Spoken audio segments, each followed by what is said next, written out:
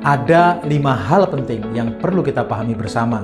Yang pertama, bahwa fasilitas PPh final UMKM sebesar 0,5% tetap ada dan tidak dihapus. Batas omset yang dapat memanfaatkan fasilitas ini juga tetap sampai dengan 4,8 miliar rupiah setahun. Selain itu, ketentuan bahwa omset sampai dengan 500 juta per tahun tidak dikenai pajak penghasilan juga tetap berlaku. Jadi, komitmen pemerintah untuk memberikan kemudahan bagi UMKM tetap dipertahankan. Yang kedua, pemerintah tetap memberikan kemudahan administrasi bagi UMKM. Bahkan, bagi wajib pajak orang pribadi dan PT perorangan yang memenuhi ketentuan, fasilitas tarif final 0,5% dapat dimanfaatkan tanpa batas waktu tertentu. Sementara itu, koperasi tetap dapat menggunakan fasilitas ini selama 4 tahun sejak terdaftar. Dengan demikian, pelaku usaha dapat lebih fokus untuk mengembangkan usahanya tanpa terbebani administrasi yang rumit. Ketiga, kebijakan ini dirancang agar fasilitas perpajakan benar-benar diterima oleh mereka yang memang membutuhkan.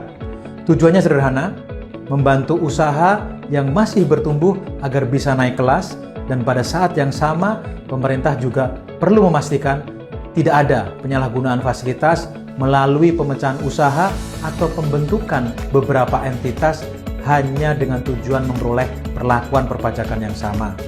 Yang keempat, bagi badan usaha seperti PT dan CV yang semula mendapatkan fasilitas tarif 0,5% dan sekarang menggunakan mekanisme perpajakan umum, perlu dipahami bahwa pajak tidak terhitung dari seluruh omset.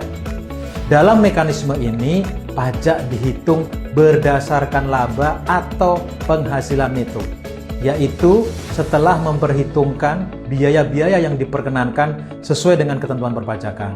Karena itu, beralih ke mekanisme umum tidak otomatis berarti beban pajak menjadi lebih besar. Kelima, PP nomor 20 tahun 2026 ini hadir untuk menjaga keseimbangan. Di satu sisi, pemerintah tetap memberikan dukungan dan kemudahan bagi UMKM yang membutuhkan. Di sisi lain, pemerintah juga menjaga supaya sistem perpajakan berjalan lebih adil, lebih sehat, dan berkelanjutan.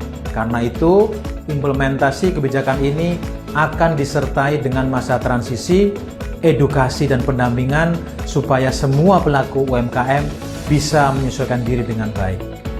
Pemerintah ingin hadir bukan hanya sebagai regulator, tetapi juga sebagai mitra yang selalu mendampingi perjalanan para pelaku usaha untuk menuju usaha yang semakin kuat dan semakin berdaya saing.